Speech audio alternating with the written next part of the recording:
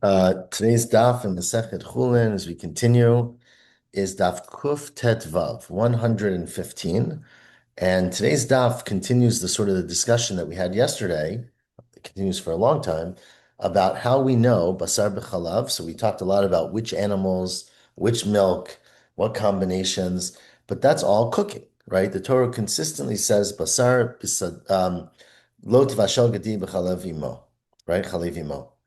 How do we know you're not allowed to eat it? So many of us know the drasha that we're going to have later today about the fact that it says it three times, but that was not the proof we had yesterday. The proof we had yesterday was the way we know you can't eat basar b'chalav. It's because the Torah says, lo tochal kol to'eva.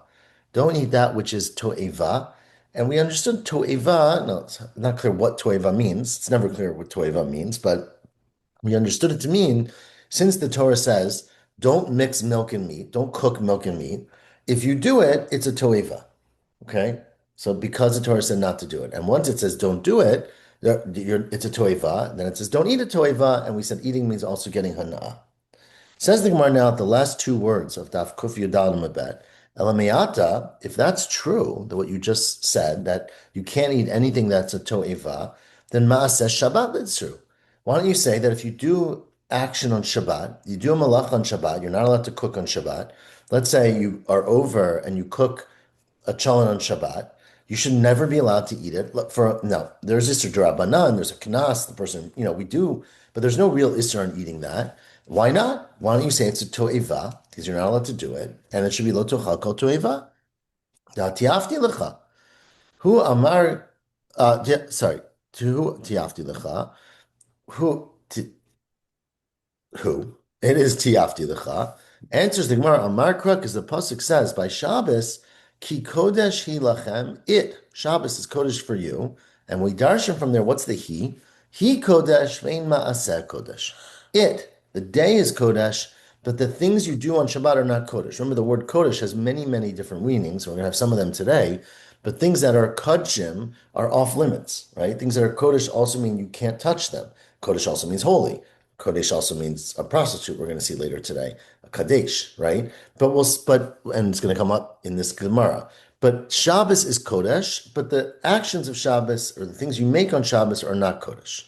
Okay, so that's the answer for Shabbos. Ask the Gemara, what about Charish B'Shar B'Chamor?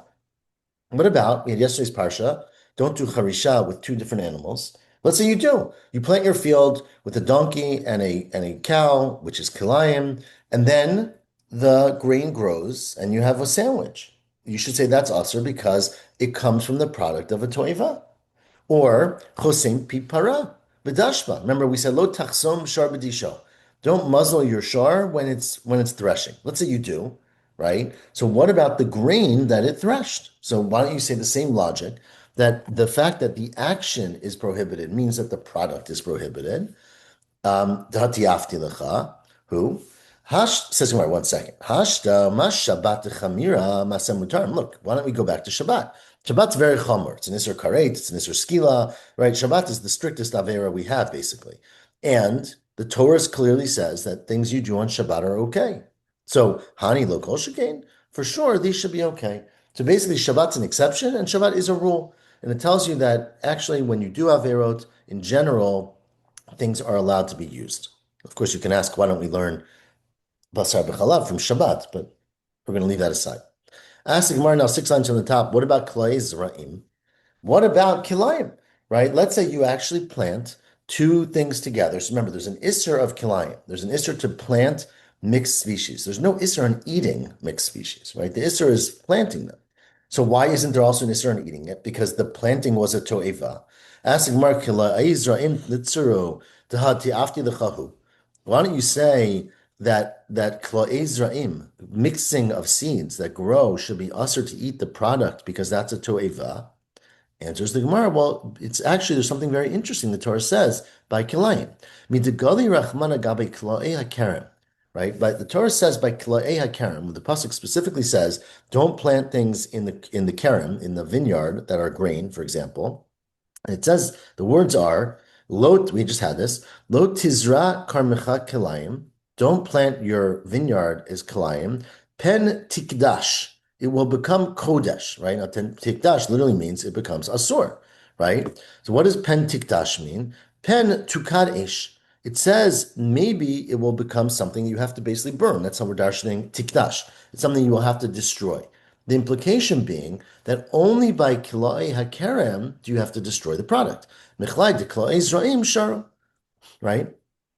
Therefore, we learn from that pasuk that kilayim of grain would therefore be mutter. So again, the principle is maybe a good principle that anything that's usher, you can't have the product. But when there's an exception, we apply that exception. And here, because kilayim hakerem, which is in a vineyard, the Torah specifically says you have to get rid of it. It's asur. We learn from there that kilayim zraim are not asur. It says, well, maybe it's levels of isur. Ema kilayim zraim ba'achila. Where am I? Maybe, sorry, I'm skipping a line. Ema klai karam asurim bein b'achila bein b'hana'a. Maybe when the Torah says that klai karam are tukdash, it means they are prohibited completely. You can't eat them, you can't sell them, you can't get hana'a from them, you can't feed them to your animal. But klai zarim, but maybe the lower level, and why it's a lower level, we're not sure, but the second level of kilayim, of seeds, would be ba'achila asiri b'hana'a sharo. It would be similar, it would be asur to eat, but permitted to get hana'ah, and we would know this from the pasuk of lo tochal kol to'eva. So maybe you should use that pasuk for this. Answers the Gemara, well, itkish lekla'e behima. You have to think about the third example of klayim, which is mixing animals. Dichtiv, and what does the pasuk say by animals? It says, "Behemtecha lo tarbia kalayim," right? Don't mix your animals as mixtures. Don't make them as mixtures. Sadcha lo tizra kalayim. The pasuk continues, and your field shouldn't be planted with a mixture. So we clearly have a hekesh, right? A comparison of kilayim of animals and kilayim of the field. And we learn from here that ma behemtecha, just like with animals, hayotzemi menu mutaret, right? The product of mixed animals, a horse and a donkey, as we had yesterday, that produces the mule or whatever animals they produce, that animal is mutar to use for labor, and if it was a kosher animal to eat, right? Just like the product of a behema that's a mixture is mutar, afsadcha yotzei mimenu mutar. So too, by a field, we have a hekesh from kla'ei behema that the product of the field is also mutar, except for kla'ei hakar. Asking, well, what's the source? You're saying just like the animals are mutar, the field is mutar. But how do you know the animal's mutar? Why are you so confident that kilayim of an animal is in fact mutar? Why don't you say the same thing? That lo tochal kol to'eva. And since you're not allowed to mix the parents, you should, if you do, the product should be aser. Answers the Gemara, well, it's because we have another source. Right? We're going to see, we're actually going to have this in the next Masechta, but we're going to see that the Torah is very, very clear that you're not allowed to take an animal that's kilayim and bring it on the mizbeach. And we learned that, we actually had it earlier, from that says shar o kesef o ez, and we learned from that pasuk it has to be specifically an identified animal. Shar, kesef o ez, not kilayim. So because of Torah, we learned a drasha that kilayim of animals is not allowed to be brought on the mizbeach. That clearly tells you that it is allowed to be taken by people. Because if you couldn't have it even for people, then you don't need to have a pasuk tell me you can't bring it on the mizbeach. Nothing that's usher to people is allowed on the mizbeach, right? So it says, let's read that inside. Mida asher achmana kilayim ligavoa. Since the Torah has to go out of its way to say that kilayim of animals is prohibited for a carbon, michlal de lehedyot shari. It must be that it's mutar for a hedyot, because otherwise you wouldn't need to tell me it's asur for the mizbeach if it was asur for a person. Okay, so that's the answer for kilayim. What about otovet beno, which is a fascinating question, right? Torah says you're not allowed to shecht an animal and its child on one day, and we learned a lot about otovet beno. But let's say you do. Let's say you go against the Torah by mistake or on purpose. Doesn't really matter. The Torah said not to do it. So if by your logic, kol sheti'afti lecha, the same way the Torah said don't cook together milk and meat, and therefore the product is asur, you shouldn't be able to eat the animal, right? So otovet beno, if it was shechted, it should be asur to eat. Where am I? Litzar. Answers Gemara, you're right, again, but again, we're going to learn from the Mizbeach. Because remember, the problem, we had this before a lot. The issue of otovet beno is what we call mechusar zman. It's not the right time, meaning you can shech the mother, you can shech the child. You just can't do them today, right? So if you shech the mother, that child now becomes, or in vice versa maybe, right? The child becomes mechusar zman, meaning it's not a day that you're allowed to shech this animal. If you wait till tomorrow, no problem. But remember that the Torah very explicitly talks about not bringing a carbon on an animal that's mechusar zman. Remember, you're not allowed to bring a carbon for an animal that's not 8 days old, right? So for the first 7 days of an animal's life, it is considered to be mechusar zman. Now, if mechusar zman was usher for a hedyot in otovet beno, you wouldn't need to say it's usher for the mizbeach because you would know that for sure. So it answers the Gemara, the aser achmana mechusar zman ligavoa. Since the Torah speaks out that you're not allowed to bring an immature animal, well, immature does not literally mean immature, but not the right time for the mizbeach, mechlal de lahedyot shari. It must be that it's mutar for a hedyot, and therefore that's how we can conclude that otovet beno is not asur for a hedyot or anyone. What about, I love this case, 7 lines from the bottom. What about Shiluach HaKain, right? We're going to get to Parak Shiluach HaKain, so it's a little bit of a preview. But what about Shiluach HaKain, right? The Pasuk says, there's a mitzvah, that if you come across a mother bird sitting on her efrochim and beitzim, right? On the progeny, you should shaleach tishalach et ha'im, right? You should send away the mother bird. Now, let's say you don't send away the mother bird and you leave the mother bird there and you take the eggs and the chicks away from it. And then those eggs should be asur to eat. Because since the Torah said to send away the mother, it shows you that by not doing that, you're over on to'eva. Now, again, so it's a little loose here using the word to'eva, but essentially it means that something that you're supposed to have sent away, you didn't do it, the product of that should be prohibited. So, and there's a big machlok about how to understand that, but that's one way. So what about shiluach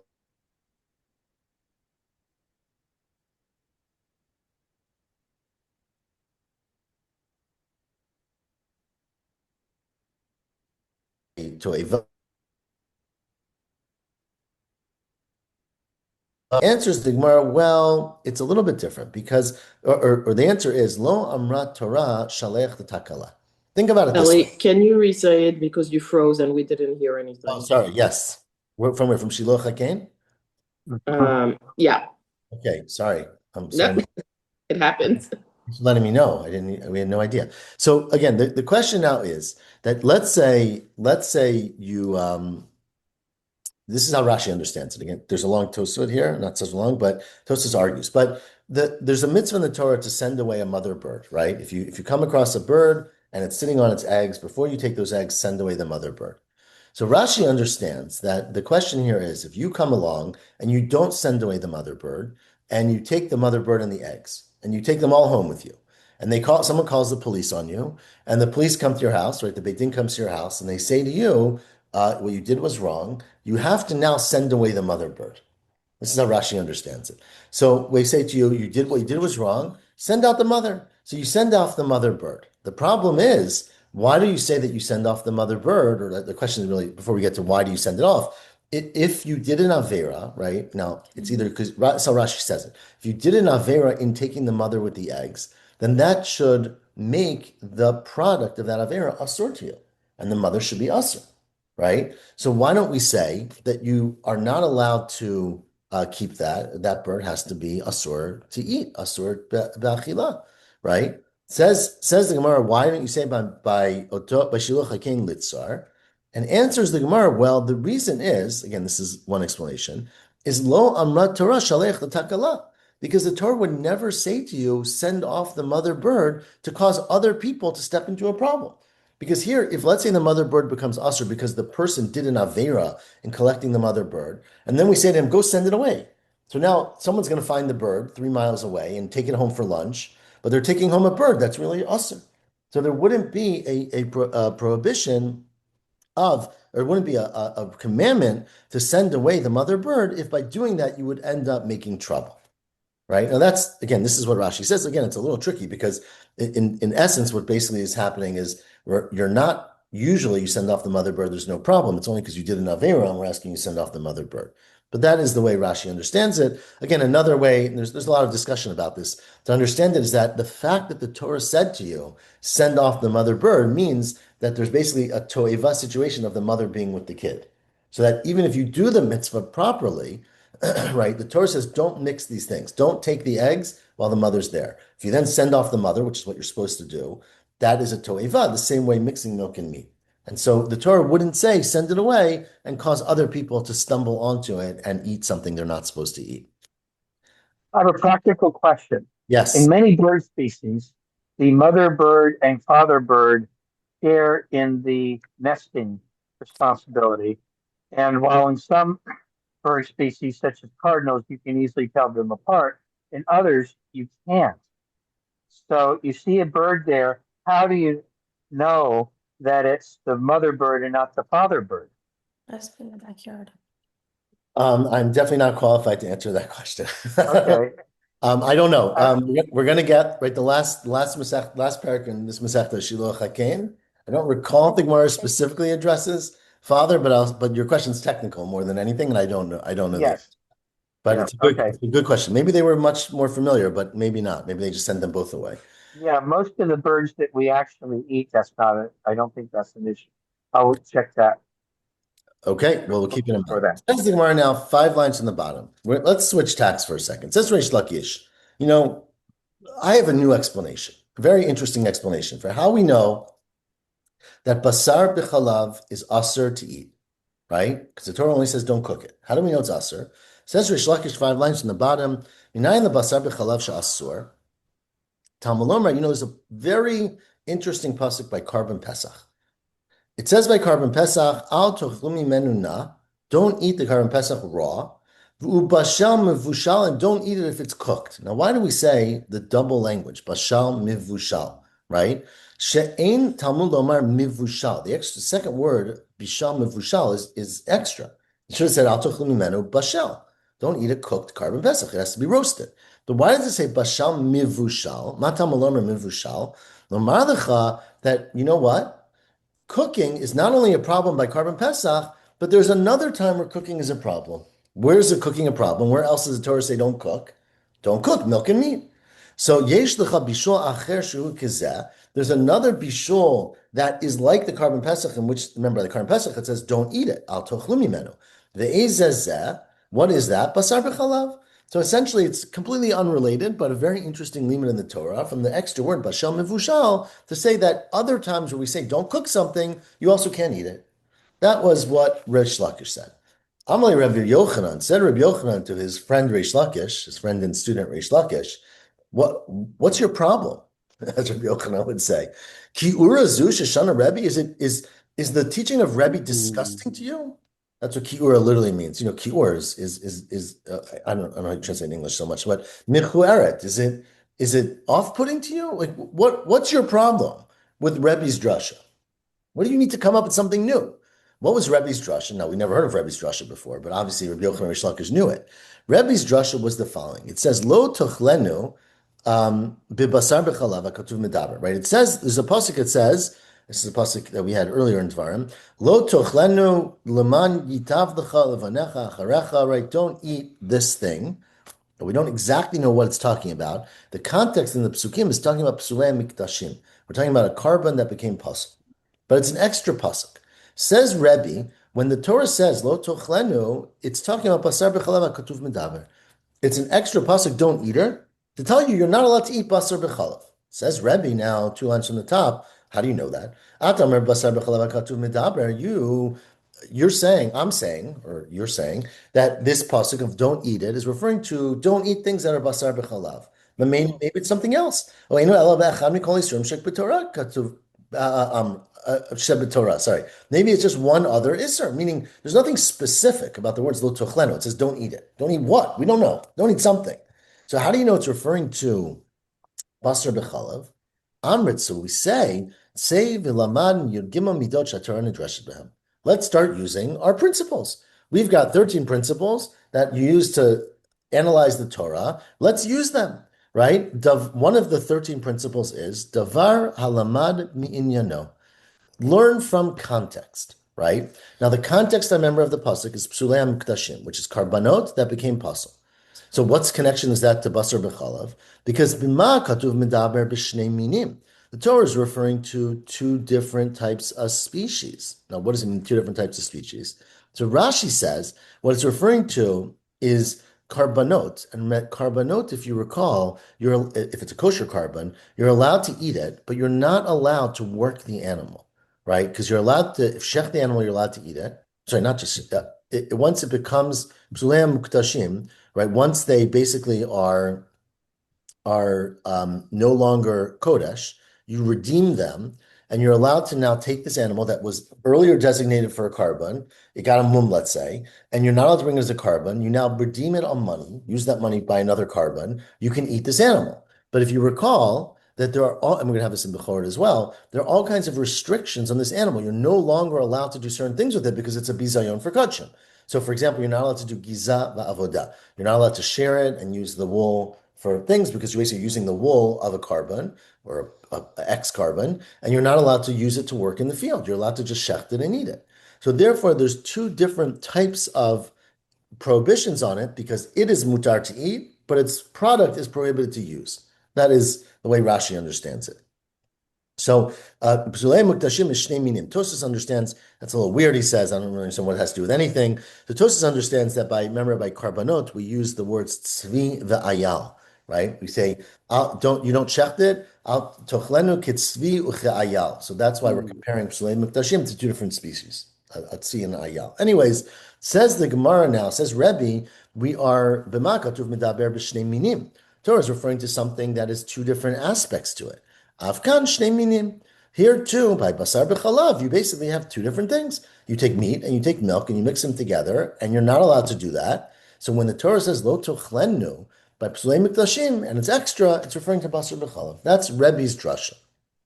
So Rebbe Yochanan said to Reish Lakish, "What do you have against Rebbe? You know, what's wrong? What are you too good for Rebbe? What's wrong with his drasha? Why do you have to come up with your own drasha?" Answers Reish Lakish, Imeahi. Well, I love Rebbe, don't worry. But from that, Hava Amina, I would have only known that lo tochlenu is hanimila ba'achila. Ava b'hana alo kimashmalan.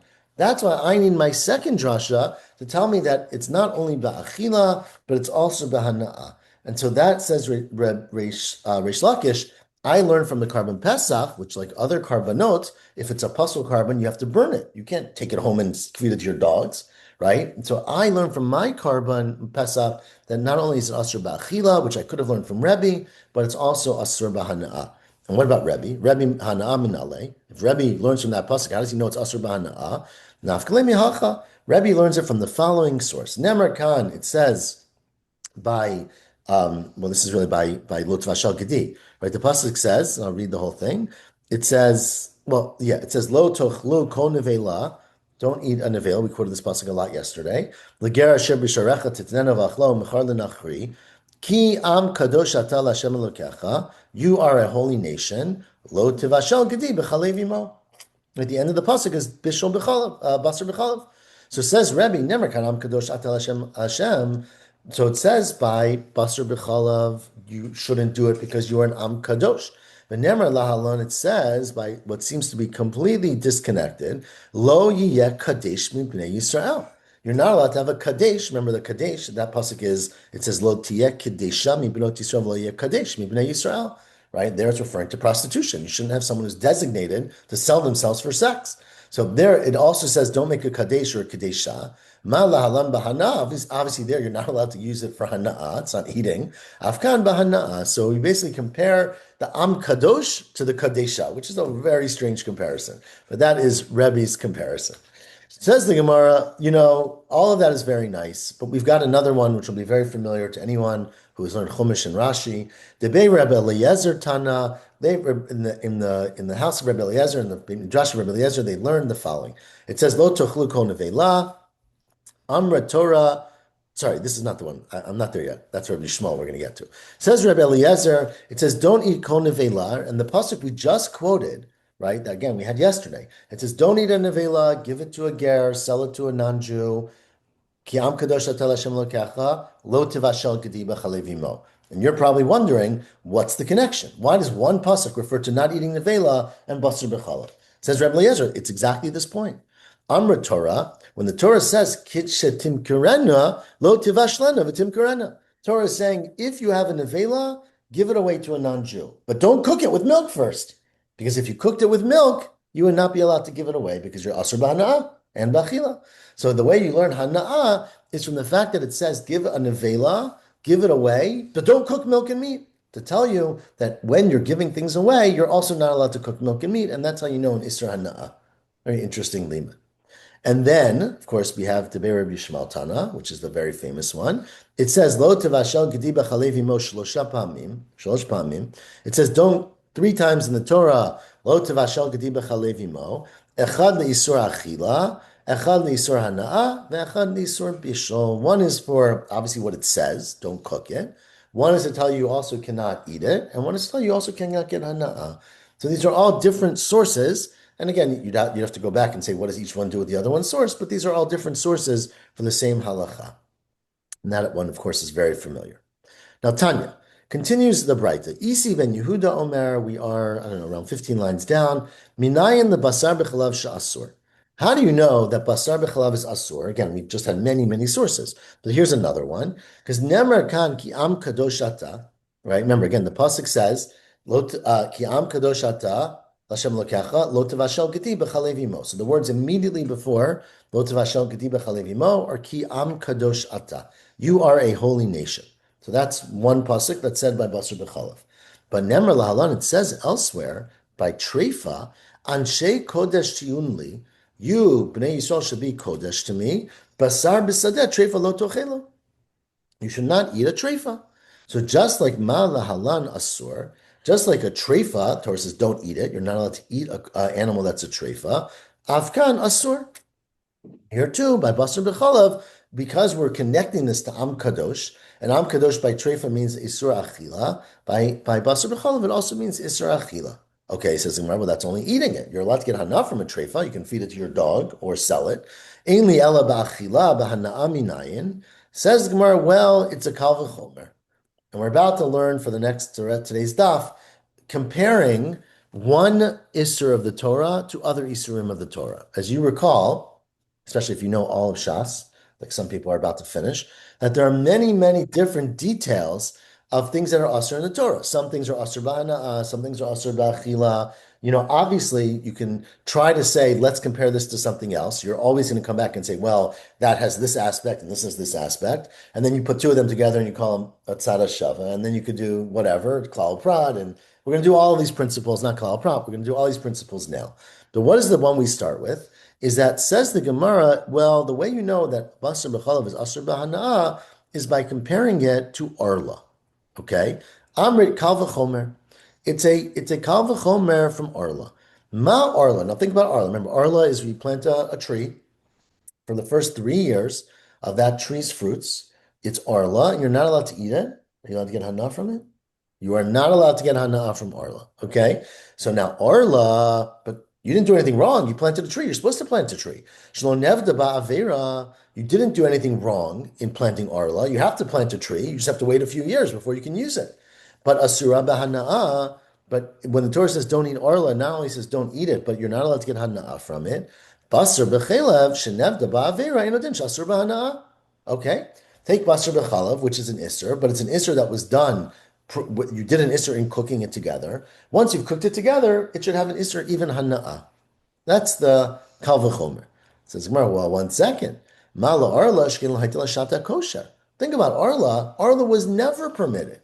Right? The minute you planted this tree, it gets status of Arla until 3 years have passed. So it was always prohibited. So maybe that's why it's asur b'hana'ah. Basar b'chalav, this meat was delicious. You bought it from the butcher shop. The milk was wonderful. You bought it from the store. You made them asur by putting them together. So maybe it's a lower level, not let's say lower level isser, but less intrinsic isser because it was not a permanent isser. It was a new isser. And so maybe that's and this is, again, what we always do. You know, you look for aspects of something that would make you treat it differently. So maybe Arla is different because it was always prohibited from birth, basically, from creation. Ein lo shata kosher. Says, well, what about chametz b'Pesach? Yuchiach. Okay, let's take another thing. Chametz b'Pesach. Are you allowed to have chametz on Pesach? No. Are you allowed to get hana from chametz b'Pesach? No. Right? Was chametz Pesach mutar before Pesach? Of course. These donuts were delicious on Erev Pesach, right? They only became asur when Pesach happened. So there is a shata kosher, and it's still asur b'hana'ah. So it says the Gemara, chametz Pesach yuchiach. Shahayit la shata kosher v'asur b'hana'ah. It says, well, chametz for Pesach. I mean, you can't compare basar b'chalav to Pesach. Pesach is the strongest prohibition in the Torah. Mal chametz Pesach shkin anush karet. You get karet for Pesach. You don't get karet for basar b'chalav. So maybe that's why it's asur b'hana'ah. Enters the Gemara, well, Now we could at this point say let's combine them, right? Because Arla is not karet and Pesach is not shata kosher, but we don't do that. We say kloy hakerem yochiach. What about kilayim, right? Kilayim, remember we said that kilayim of zraim are mutar b'hana'ah, but kilay hakerem are not mutar b'hana'ah, right? Remember we had the pasuk pen tukdash, we just quoted earlier today, that if you plant kilayim in the kerem, it becomes kodesh, which means it becomes asur completely. So now kilay hakerem yochiach she'ein anush karet. They're not anush karet. They might have a shata kosher because you could have planted the vineyard and then added in the second thing. V'asur b'hana'ah. So where am I? Says the Gemara, lama li gzera shava. Okay, anyway, so that's the first question, right? Ask the Gemara, well, why do you need to say that you're comparing it to these things? Lama li gzera shava, like tikula b'kal v'chomer me orla. I don't get it. Why don't we learn it all from Orla? And how do you learn it from Orla? Say the following.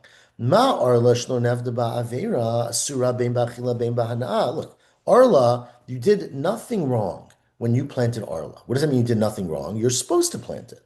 But it's asur bein ba'achila bein ba'hana'ah.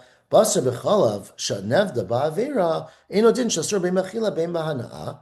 Right? So why don't you say, look, there's a kal v'chomer. Which is stricter and which is kal and which is chomer, right? Obviously, the isser of arla is kal because no avera was done in making arla. The isser of basar b'chalav is chomer because you did an avera making basar b'chalav. So if the kal thing, which is arla, is asur bein b'achila bein b'hana'ah, the chomer thing, basar b'chalav, should also be asur bein b'achila bein b'hana'ah. Answers the Gemara, well, there's an exception to this. Mishum because you would turn around and say, think about so many other averot where you do them and the product is not asur b'hana'ah. Now remember, earlier today we asked about all of these averot. Why are they not asur b'hana'ah? We had an answer for all of them. So practically speaking, all of these other isurim that we're about to quote are not that you did an isur, you did an avera in the act, but the product is not asur b'hana'ah. Let's read them. Mishum the ikal meimar, the fourth to last narrow line. Choresh b'shar v'chamor. Let's say you plow with two different species, which you're not allowed to do, and then the grain grows. Chosem pi para b'dashpa. You muzzle your cow and you do disha, which is not permitted, right? In those cases, yochiach shenevda behem avera v'sharu. Right? So period. We'll stop there for a second. So basically what we're saying is that you don't have a kal v'chomer from what's it called? You don't have a kal v'chomer from Arla, and you could say, well, Arla is very kal because nothing was wrong with it, nothing was wrong with the action of planting, and it's asur bein b'achila bein b'hana'ah. So basar b'chalav, which you did in chomer, isser, and making it should be also bein b'achila bein b'hana'ah. We say there are plenty of other things in the Torah that you're not allowed to do, but it doesn't mean that the product is asur bein b'achila bein b'hana'ah. So therefore, you have to go back to our initial answer, which is basically that it's a gzera shava, that you compare one thing to the other, and that's how we learn out that it's asur bein b'achila bein b'hana'ah from learning it out from a combination of several other things. Okay, sorry, from anshe kodesh tian li baser b'sadeh treifa lo tochelo, that just like by treifa. Okay, so ask the Gemara now. The second to last narrow line, sorry. I don't understand, right? Remember, the first, again, I asked this question before, I was foreshadowing, but when we're trying to learn out how you know that basar b'chalav is asur b'hana'ah, we first brought Arla as an example and said, well, Arla is asur. Then we said, well, Arla is different because ein lo shata kosher. So then we said, what about chametz b'pesach? We said, well, chametz b'pesach is karet. So then we said, what about kilayim, which is not shata kosher, it has a shata kosher and is not karet. Ask the Gemara, which I mentioned earlier, why do you bring a third thing in, right? Lamali lameimar klei hakarim yochiach. Why do you have to bring in klayim hakarim as a third factor in learning this limud? Lema arla tochiach. Why didn't you go back and forth between Pesach and Arla? And you're going to say Arla is different because it's ein lo shata kosher, but Pesach shows that that's wrong. Chametz. Chametz is different because it's karet. Arla shows that that's wrong, right? So lehadar dina b'leiti b'mahatzad. Why can't you just learn it out from the two things that you know, which is Pesach and Arla? And although each one has a special thing, it's not a common special thing, and therefore you can't say it's unique. Says Rav Ashi, well, mishum de'ikala meimar nivela tuchiach. Because if we didn't have Klei Kerem, if we just had those two, we would have said that a nevela actually proves you wrong. Because a nevela, again, there could be many isurim we would have mentioned, but let's use nevela. Nevela, the Torah very clearly says you're not allowed to eat. Lo tochlu kol nevela, right? But the Torah then goes ahead immediately to say, sell it to a guy, right? So you're allowed to get hana'ah from it. So nevela tuchiach she'asura b'achila mutaret b'hana'ah, right? A nevela is asur b'achila, but mutar b'hana'ah. Okay, that's the answer Rav Ashi gave. Amalei Rav Mordechai the Rav Ashi. Now, Rav Mordechai said to Rav Ashi, this actually reminds me of an important principle that we learned, which we're going to correct in 1 minute. Hachi amina mishmei de Reish Lakish. This reminds me, this is what we have said in the name of Reish Lakish. Kol mahatzad migufa parchinan me alma lo parchinan. When you have a mahatzad, and we say there's two different things, right? There's, again, in this case, orla and chametz. You're only allowed to find internal issues why these should not be compared. You can't bring a third party, and you just brought Nevela as a third party, to ask questions about this. Because that's not relevant. Nevela has nothing to do. No one mentioned Nevela. You only can question it from internal. Megufa means from internal similarities between the two things, not me alma. Says somewhere, okay, well then if you're right, then take away nevela, and so why don't we say that these two are a proof that basar b'chalav should be asar b'hana'ah? Yachi teti b'ma'atzad. So why don't you in fact have a ma'atzad? Well, that says Rav Mordechai is mishum te'ikal lemifrach, because in fact there is something common between chametz b'pesach and arla that would take away the comparison to basar b'chalav. What is common between those two things? Those are ma latzara shava shebehen shehein ken gedulei karka. These things are gedulei karka. They both grow from the ground. Now, we don't really know why that's so relevant, but why can't this is what you can do in a matzad. You can say, look, you're trying to learn from Arla that basar b'chalav is aser. And we said, well, Arla is different because it didn't have a shata kosher. We said, well, chametz b'pesach, which is asur b'hana'ah, it had a shata kosher. We said, well, chametz is different because it's karet. But Arla is not karet. So take the two together. Between Arla and chametz b'pesach, they're asur b'achila. They're also asur b'hana'ah. Why don't you then learn to basar b'chalav? Says the Gemara, well, the reason we don't do that is because we could turn around and say, those have their own rules. They're both things that grow from the ground. We don't know why that's different. The things that grow from the ground are asur b'hana'ah. Basar b'chalav does not grow from the ground. And so therefore, you found an issue that is common to those two things that is not effective by basar b'chalav. And therefore, that's why we can't learn it out from those two. Says the Gemara, well, that's a little ridiculous, because what did you then say? Let's add a third thing. What was the third thing you added? Klei Kerem. But Klei Kerem also grows from the ground. So it doesn't help you. Says the Gemara, Ihachi hashtanami yikil mifrach. So I have the same question. Amali Klei Kerem, sheken gedulei karka. Klei Kerem also grow from the ground. Amalei Rav Mordechai Rav Ashi, Hachi amina mishmei de Reish Lakish. Really what we learn from Reish Lakish is kol mahatzad parchinan koldo, right? Sorry. That whenever you had this, the Gersh is a little funny, but we said in the same of Reish Lakish, kol mahatzad, when you have a mahatzad, right? Parchinan kolduhu, lo im amrit kal v'chomer parchinan kolduhu. Sorry, the other way. Kol mahatzad parchinan kolduhu, lo im amrit. When you wouldn't say when one thing from another. The Gersh I have is the Gimel, which is sorry. Let me find it. Where's my Gimel, Nava? Not at the bottom. Oh, here at the bottom. Oh, yeah, the Marshal takes in the words chada michada, right? So when you have a matzad, you can say that anything is different. When you have a comparison, you have when we say clearly, when you have a matzad, kal v'chomer parchinan, kol dehu lo parchinan.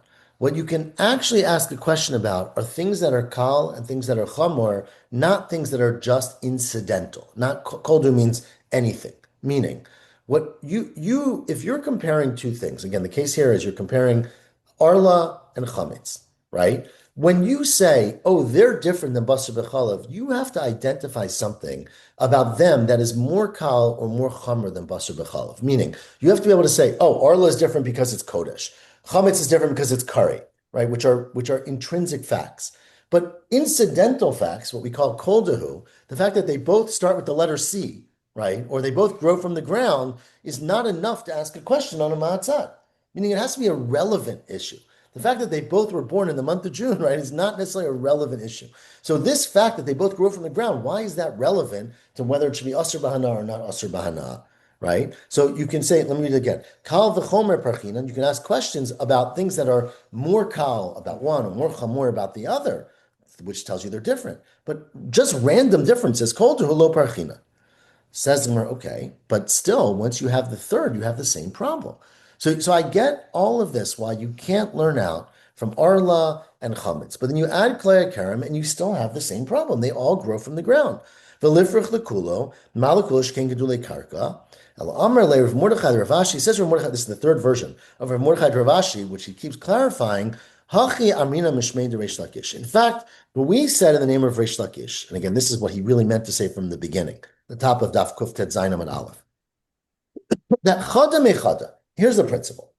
If you're learning out one thing from another thing, right? So this Rashi goes through the example. You have basar b'chalav. You say, how do we know it's asr b'hana'ah? Let's compare it to arla. Arla is asr b'hana'ah. So we're trying to compare one thing to another thing. Basar b'chalav should be like arla. There, kulo chumra parchina and kol dulo parchina. There you can't say, well, arla is wheat and basar b'chalav is meat. That's not relevant. So there you can't ask a question kol duhu. But from something that's kula or chumra, right? Something that's a substantial difference, for example, that Arla has no shata kosher, you're allowed to ask that question. So when it's 1-to-1, you can ask that question. When it's chada mitarti, when it's 1 from 2, for example, basar b'chalev from Arla and Pesach, right, chametz, then afilu koldu parchinan. Now, in fact, you can ask a koldu. You don't need to have a relevant factor from chametz b'Pesach and Arla. You can say, oh, they're both grow from the ground. And that's what's unique to them. And even though we don't know why that should be connected to an Isra Hana'ah, that makes them different than Basar B'chalav. But once you get to 3, now, Chada Miklat, once you get 3 things together, which is what we did by adding Klei HaKerem, then Ihadar Dina Va'ati B'ma'at Tzad Parchinan, Kol Duhu, V'lo Kula V'chomer Parchinan, Kol Duhu Parchinan. Then it depends, right? If you have a mahatzad, right? So hadar din of atim mahatzad, parchinan kol dehu v'lo kuluchum parchinan kol delo parchinan. If you come together and you say that these things are learned as a mahatzad, right? So Rashi understands that what this means is that if you can say that there's something unique about these things, then you would ask a question even if it was only a minimal thing, right?